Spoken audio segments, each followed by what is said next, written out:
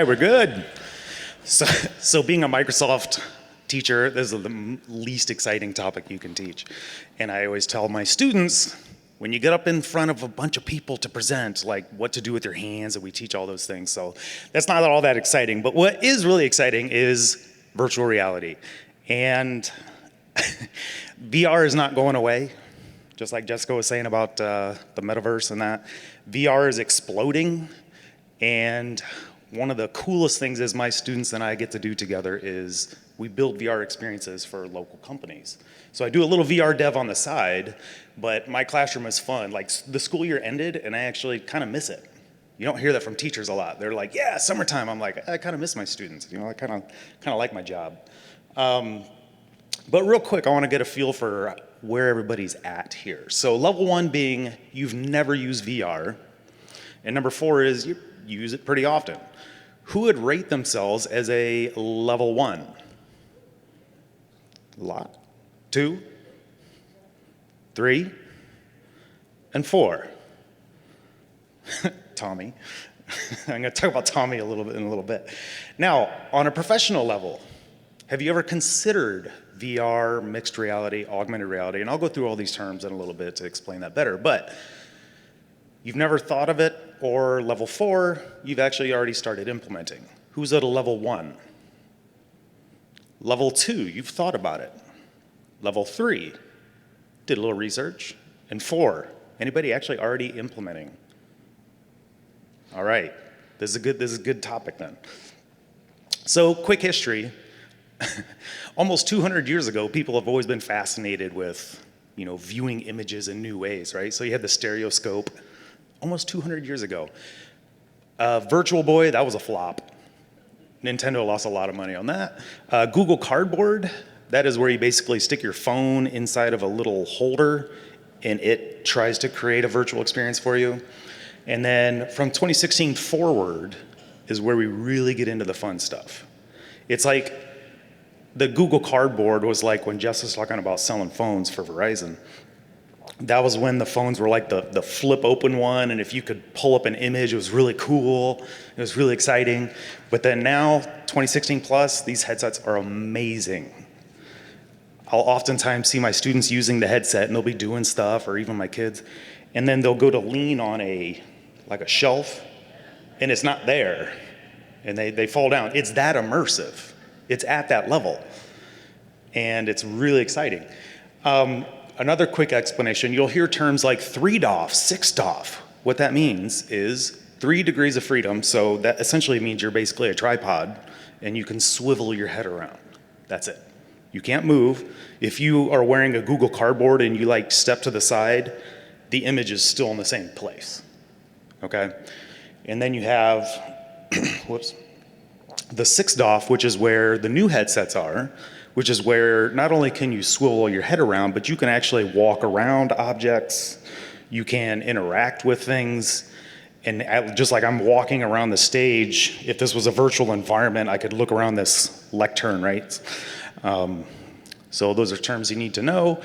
Also, sales are exploding, but what I want to draw your attention to is the commercial units. You'll notice the prediction is commercial units are going to become a higher percentage of VR sales.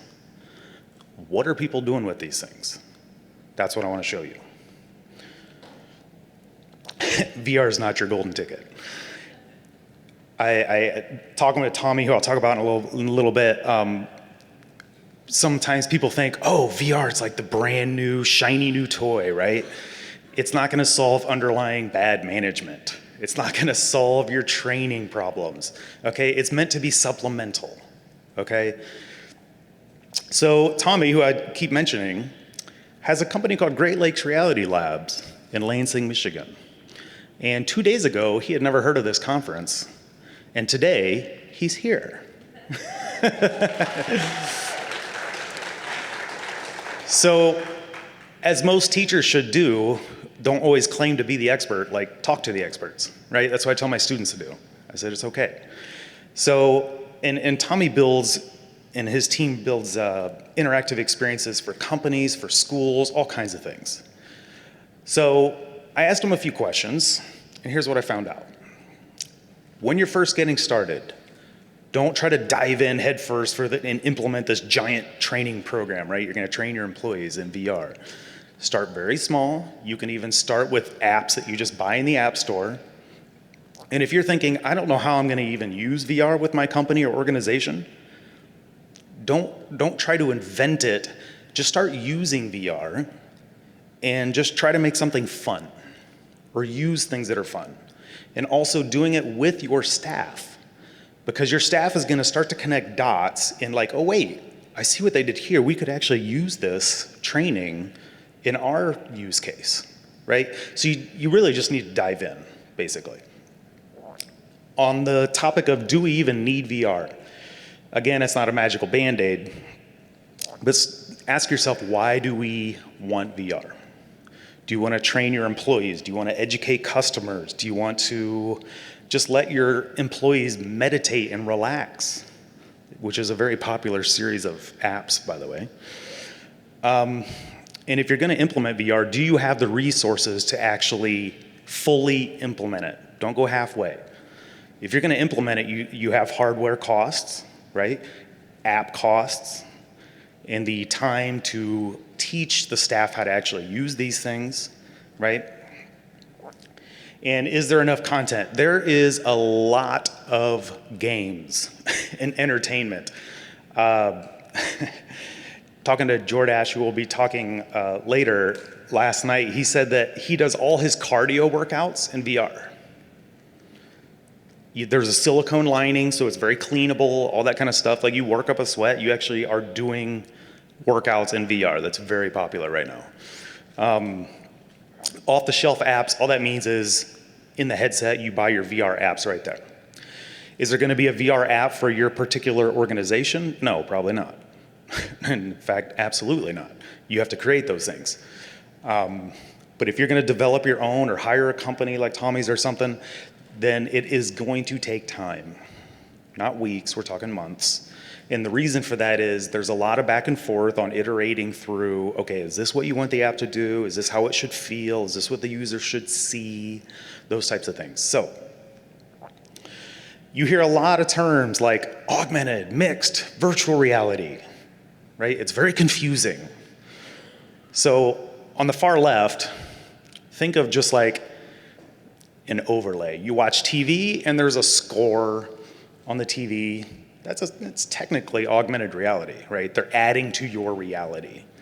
Mixed reality, that's the cool stuff, like you go to Amazon and you want to buy like a shelf and you can like put it in your living room and overlay it in there. It basically means it's an overlay, but you can interact with it. And virtual reality is you are looking at a screen very close to your face and it's all fake, basically. So what does this look like? Augmented reality. You probably, if you watch any kind of sport or anything, you see like the score on there, that's augmented. But what's really cool is the little first down line there, the yellow line. That's augmented reality. We've been experiencing it for a while. We're actually used to it now. I remember the first time I saw that, I was like, wait, how do they do that? Like when the players run over it, like it's underneath them, kind of. I don't know, technology blows my mind still, and I teach it. Mixed reality. So this is actually in my living room. I went to buy a couch on Amazon, and you place it in your room, you can rotate it, you look around the room, and the software, the app just figures it out. Okay, so that's mixed. This is where a video plays. The headsets now, the way they work is you have your headset, and there's little cameras on there, and it's tracking the real world. So it knows if I move my head this way, that the thing that I'm looking at should also move that direction. However, there's also what's called pass-through, which means the cameras, I could put on my headset and I could walk around my house and see my house as I'm walking around. You can actually go between the two. Now, it's currently grayscale. Oops. Well, imagine the video is playing and that the guy's playing the piano as the little notes are coming down towards him. So he's playing on a real piano while the notes are flying down, like Guitar Hero, if you remember that game. And Beat Saber, if you've played any VR, that's probably one of the ones you've played, one of the games you've played. This, I have to brag on a little bit. This is complete virtual reality, of course, but this is a prototype of a how to change the brake pads on your car training simulation that my students and I have co-created. That was this spring's project. So you're in VR, you push the little orange button, the lift goes up, you use the air wrench to take the nuts off, take the tire off, et cetera, et cetera. So what we specialize in is making prototypes. Are people using these things to actually train their employees? Not necessarily, but they have a really good idea of what works and what doesn't. And so we take these then to this is a local car dealer, Tom All dealership, down that way. And I'll show a little bit more on how that works. So, most common commercial objectives. What are people using this for? My personal favorite is the training. I love the training because it's really good, especially for things that are expensive to train on or dangerous. In fact, Verizon, you know the really tall cell towers and the guys that are just absolutely nuts that go up there and like work on them? They're training their employees in VR so that when they do get up there, they're very familiar with it. It's like they've been there before.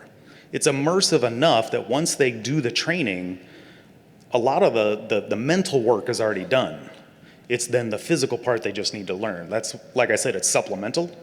You're not replacing the entire training, right? But it's very dangerous to climb up on top of those cell towers. The sales, there's a lot of companies using VR to educate customers. Essentially, product demos is really good. So like you can actually get in VR and you're selling a widget and they can take the widget and turn it around and take it apart and things like that.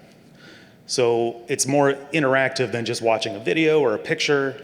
And then edutainment, there's a lot of that in education. You can do science experiments like chemistry experiments in VR.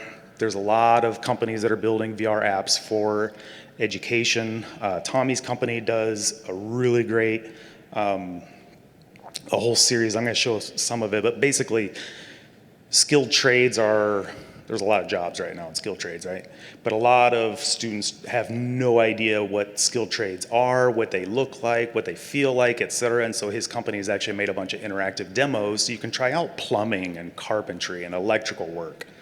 And so kids are getting exposed to jobs that they never otherwise would have ever seen. Now, how do they actually accomplish this, the methods? So one very common one is identifying. Essentially, that means if this was my laser pointer here, and I said, okay, in this app, you're going to identify lights.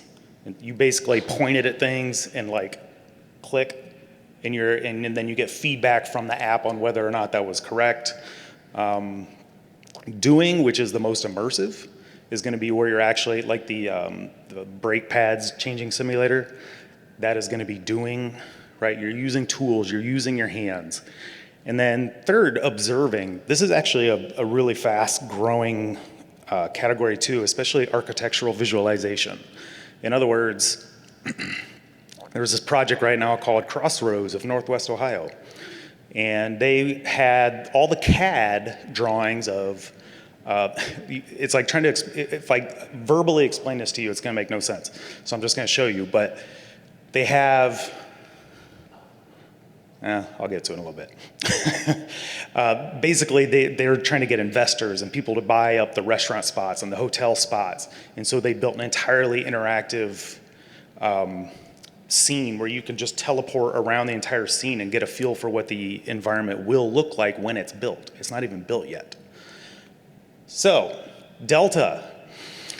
They found out that they don't have a lot of time on the tarmac when planes come in. And that's actually when they do their employee training, is when the planes come in. And so they've made an app, and this is the identifying method. You'll notice the person is pointing and identifying damage to the plane. And so they've already implemented this. They're using this to train their employees to what to look for, right? And then they get a scorecard. So it's a lot cheaper to train somebody in this way because once you build the app, you can say, okay, John, you're gonna go into this app and I want you to do it until you get 100%, and you can do it in less than 2 minutes or something like that, right? And so you don't have to have the person training on the tarmac, which by the way is quite dangerous if the person is brand new. And so you get them familiar with concepts, you get them familiar with what to look for. And so they go on there and they get this little scorecard, and you take the first chunk, the mental part of the training out of the way. Tommy's company, these are the trade skills that I mentioned. And here's an example of one. So in this one, you have to pick up the screwdriver, unscrew the existing light switch, because the whole point of this exercise is to replace the light switch. You get the wire strippers, pull off the end of the plastic there, and then putting on a wire nut, right? And so kids actually get to experience these. In fact, they partnered with Michigan intermediate schools, right? Yeah. All the schools in Michigan, okay, have access to these now so that their students can try out trade skills. It's awesome. And hopefully we get this in Ohio. Can we get this in Ohio? All right, we're working on it. Okay. I'm gonna put them on the spot. So the project I talked about with changing the brake pads, the first step is basically investigating, talking to them. You're co-creating with them, us. I say us, it's my students and I. So I went over there and I said, okay, show me how to change the brakes. So he shows me how to set up the lift. That blue thing is the car lift, and then how the calipers work and how the pads come out and put in new ones. And then this is our first alpha prototype. We got a lift, it goes up and down. We got an air wrench. When you pull the trigger, it goes bzzz in your hand. It's called haptic feedback. It's what makes it feel a little more real. If your kids have a Nintendo Switch, an Xbox, a PlayStation, any of those, they all have haptic feedback, and it helps make it more immersive. And then finally, this is basically our final version, which is, the buttons work. You can push it to make the lift go up, go down, use the air wrench, et cetera, et cetera. So where would somebody actually use this stuff, or why do we do these with local companies? Because they're curious about VR, and we're free. So my students and I, we literally just called around places and started asking them, like, hey, here's what people are doing in VR around the country.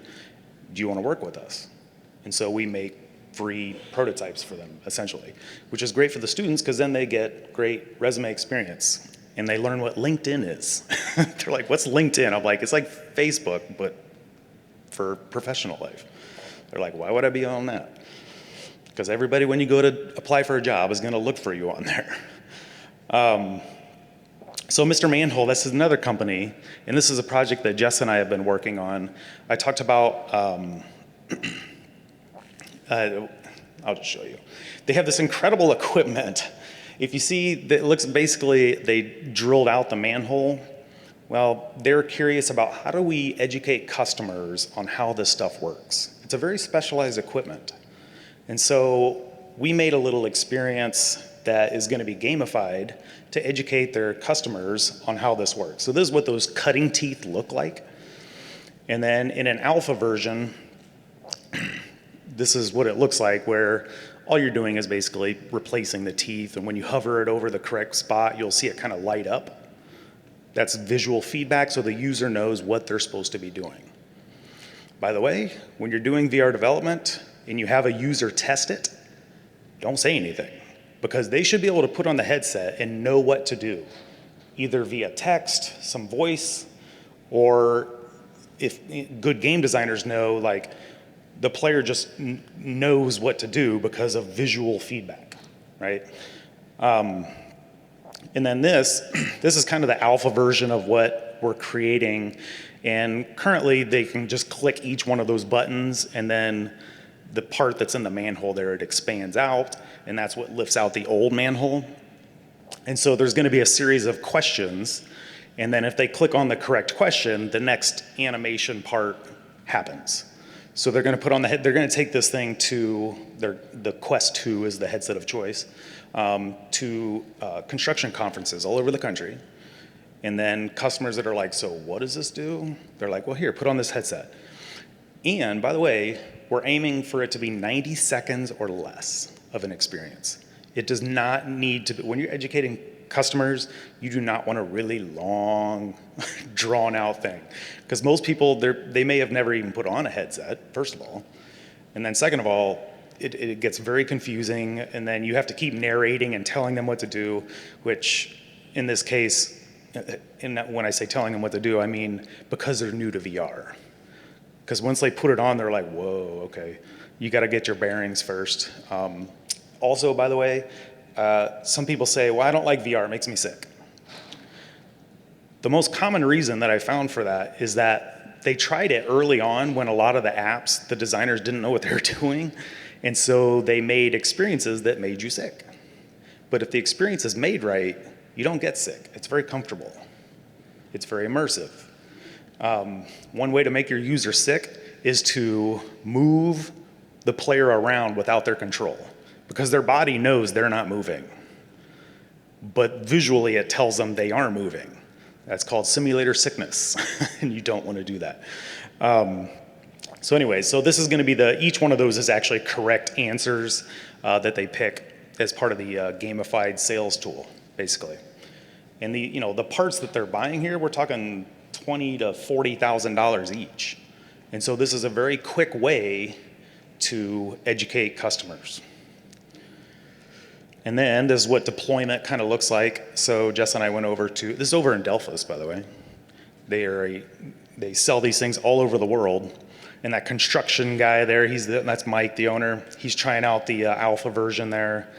And you have all these constant iterations back and forth. Is this what it should look like? Is this what it should do? Is this how it moves? Those types of things. So that's why it takes time to develop, because you can't just develop it and just say, here you go. 3M, like I said, the Verizon towers, 3M has this just safety training where it makes them feel like they're on a high rise and they learn to use the safety equipment. Kind of important, right? When you get up on top of a tower, you don't want to be learning these things the hard way. Lockheed Martin. So actually, oh my gosh, 2019, that's a long time ago. I had the opportunity to go over to London and attend the AR VR World Conference. And a guy from Lockheed Martin, they make like fighter jets and the C-130s. Yeah, that's not gonna play. So they do what's called reachability tests. When they're designing their workstations for their employees, like in an office or on a battleship, right? They have the employee come in, put on the VR headset, sit down in an actual chair, and then with the VR headset, they basically say, okay, can I reach all the necessary things I need to, the different tools, different buttons, the computer, of course, which is a lot cheaper and a lot faster than trying to build a physical workstation and say, okay, now test this out. Ah, crap, we didn't think of that. All right, come back in a week, we're gonna fix it, right? You can iterate very quickly through that. That blank screen's like, oh, there it is. So they don't publish these things. So if you wonder, like, okay, are companies really doing this kind of stuff? Yes, they are. They're not broadcasting it though, right? You don't want to inform all of your competition on how you're training your employees. So this guy showed this video on how they actually iterate through that. Airbus, also doing the same thing. They brought in actual like frequent flyers and they put them in the VR experience and said, how do you like the seating arrangement? Oh, okay. And then they try different iterations of that. Very fast. And then cheap, considering the cost of building a jet. So the observation method. This is the Crossroads project of Northwest Ohio that I talked about. See that really big tower thing? That is a water tower, but it's also an observation deck. And at the bottom is a stage for bands. So to get investors, how do you show them this environment? Well, you let them observe the environment. Can we play that? Can you play that from back there? Maybe? Anyways, Nope. That's okay. I just had a little fly through so you could actually get a feel for what it looks like. But that's okay. So this is part of the environment. There's also the apartments way back there. So this is the architectural visualization that I talked about. This is what architects are using to not only get investors, but also when you go through and you try to, like ELIDA, where I teach, ELIDA High School, we just got a new elementary. So the architects, I don't think they did this, but they could have, put the CAD drawings into this software that we use, and the Board of Education, community members, they could all actually, with keyboard and mouse or a VR headset. It doesn't always have to be, you know, a headset that you're wearing if you're not comfortable with that. So you can still do these types of things, architectural visualizations, using just plain old keyboard and mouse too. So getting started. How do you actually get started? Came up with a little acronym, which actually makes sense.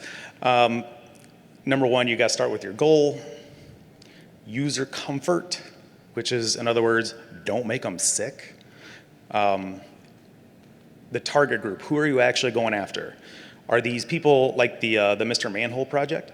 Are they people that are brand new to the concept, they have no idea what that is?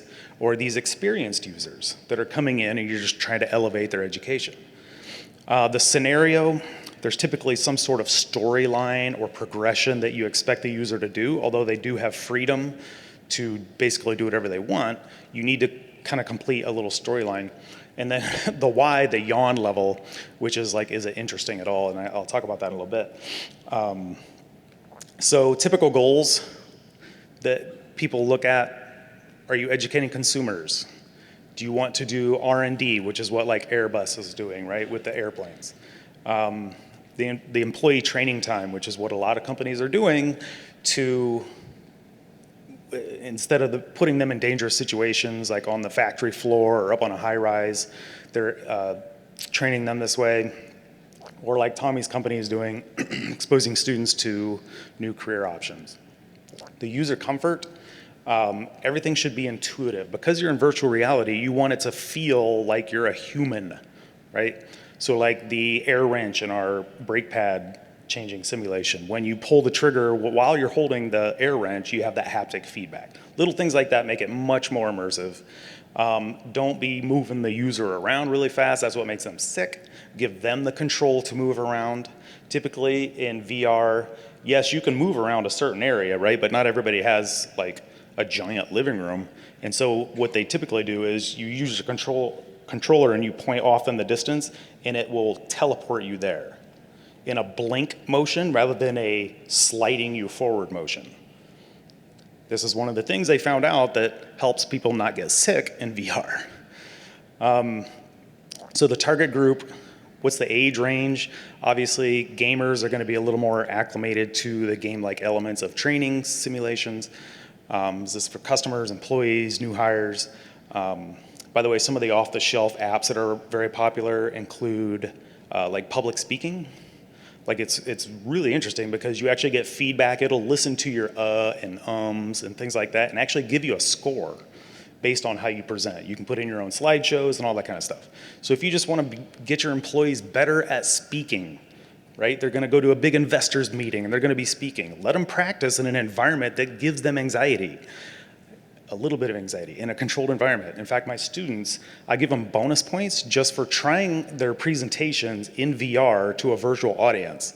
I say, and I ask them, how was it? And they say, well, it gave me anxiety. I said, that's great. They're like, why is that good? I said, because it gave you a little anxiety. Do it again. You feel better? A little less anxiety. Do it again. They do it 3, 4, 5 times. Then when they go speak in front of the class, I ask them, how was it? They said, not as bad as I thought it was going to be. So why is that? Because I feel like I've been there before. Exactly. That's the power of VR. You're immersed that much. So the scenario, essentially you want to establish what your high-level task is going to be. So in the changing the light switch electrical scenario, replace the light switch. You don't have to get into all the nitty-gritty details, although I will say that prototyping is extremely important. And if your family or anybody you know has a headset, they probably have played games made by Shell Games, which is a great, great company. And Jesse Shell, the creator of that company, I got to talk to him once after a conference. I said, how do you, before you get on the computer, what do you do when you have an idea for a VR game? They literally, he said, we take popsicle sticks and we draw little things on paper and just tape it to the popsicle stick. And then we, in a group, we act out the entire scene. He said, it looks very childish, but we get through so many iterations of our ideas in about 10 minutes or a half hour, as opposed to weeks of building it and then being like, well, it's really not that fun. Well, how do we let the user know that the next step is this? How do we give them feedback that was the wrong action to take, right? They do all of that, and they have like a little score thing. It is really funny, but so my students and I do that as well. Like the brake pad changing simulation, we actually use Legos and then acted out the entire scene. Like, okay, they push this little Lego and the lift goes up, and so we act that out. And we essentially establish what all the steps are the user is expected to take, which is very helpful. The yawn level, good, bad. Level 1, which is good in this case, the user's not getting sick. The movements are intuitive, they know what they're supposed to be doing, and it's very deep immersion. What helps with that is sound, haptics. It doesn't have to be photorealistic, by the way. A lot of people think that VR, if you want it to be realistic, you have to have like photorealism, like beautiful graphics. It's not true. In fact, go to the Quest 2 apps, to the Oculus store, and look at the popular apps. They're not photorealistic. Part of the reason for that is the hardware can't keep up, essentially. So to be immersive, it does not have to be photorealistic. Level 2, the user gets bored. The user interface design is poor. The user doesn't know what they're supposed to be doing. What's the point, right? If you have to stand over the person wearing the VR headset and say, okay, now pick up this and do this with it, your app's made wrong, right? There needs to be some sort of information, some way that they know what the next step is. Level 3, sim sickness, very bad, very, very bad. And it feels fake. Again, it doesn't have to be photorealistic, but it needs to be to their level, excuse me, too simple or too complex. What I mean by that is your user brand new to, let's say, doing the light switch, right? They're like, don't know how to use a screwdriver kind of thing, or what's their experience level? So you have to cater to that user experience level. And that is VR and where it's going from my perspective. And I left a little bit of time if there's any questions. Yes. Yes. So my parents run a coffee roastery, and this gave me an idea of like a virtual coffee plant greenhouse thing. Uh-huh. What programs or something that you can use for some? They're middle-aged, so I go to more AR, and I'm not middle-aged. I'm more experienced. I own an Oculus. How am I able to, I guess, become a beginner again so that I can teach my parents how to do this? Are you asking from the perspective of creating a VR app? Yes. So start very simple and prototype a lot. In other words, the paper prototyping even, first of all, get your parents to try just very simple experiences, very comfortable experiences. Don't throw them into like first-person shooter type things, but put them into things that are very comfortable. Show them things. If you just Google like VR training, there's all kinds of stuff on YouTube, factories, everything.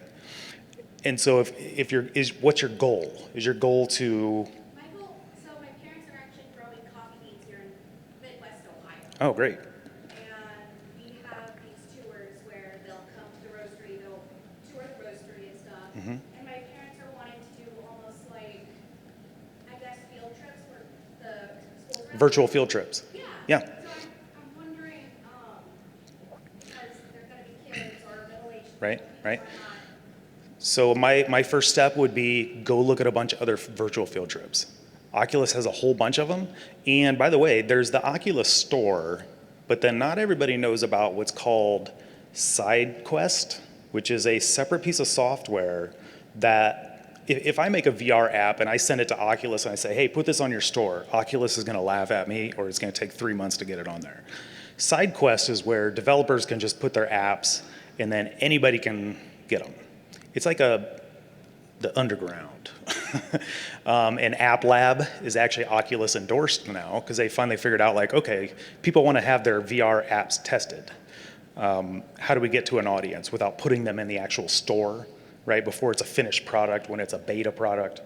That's what SideQuest and App Lab are for, so I would look into that. And I would actually look up virtual field trips. There's all kinds of apps that do that. And pick out the things that you see that are done well. Because you start to connect the dots then and say, okay, we could do this, right? It could be just 360 video, essentially, which is photorealistic. I don't know if you've ever seen 360 photos, but you can actually, basically you just go into different scenarios and you look around, but that's a 3DOF that we talked about earlier. But if you actually want to show them how the roasting works and that kind of thing, I don't want to send everybody straight into VR, because don't throw people into VR what could just as easily be done with video, photos, etc. Again, it's not a golden ticket. So when you see VR and you see people using it, some people think, well, we just need to go jump in. We need to make VR app too, right? Remember the app, early app days? Everybody thought they needed an app, right? Or everybody thought they needed an e-commerce store, right? Amazon survived. A lot of them did not. Same thing with VR. It may not be right for your situation. You may just want to make a little video and have it produced by somebody. So I would first go check out the virtual field trips and say, do we need VR for this in the first place? And then look at what the good ones are and take notes on that, and then take that to a developer. Yeah. How am I out of time? Mark, I have a question, Mark. Oh, good Lord. I can't see anything. Come in. Come in. I don't get this. All I see is cardboard. Yep. That is, you're doing it wrong. What am I doing wrong? You don't have a phone in there. What? You'd make a great student. I'm supposed to put my phone in here? Yeah. Look up Google Cardboard. You'll figure it out. Okay. Ladies and gentlemen, Mark Suter.